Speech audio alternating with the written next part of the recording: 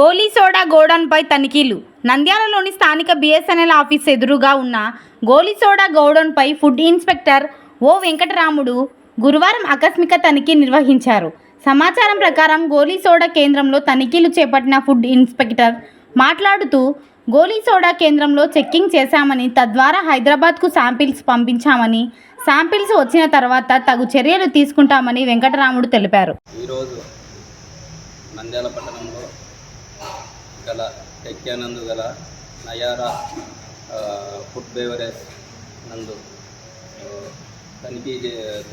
తనిఖీ చేయడం అనేది, ఈ తనిఖీలో వీళ్ళు గోలీ సోడా, గోలీ జీరా సోడా, మ్యాంగో పల్పి, ఇంకా ఇతర బ్రాండ్లు అన్నీ కలిపి దాదాపు 8 బ్రాండ్ల దాకా తయారు చేస్తున్నారు.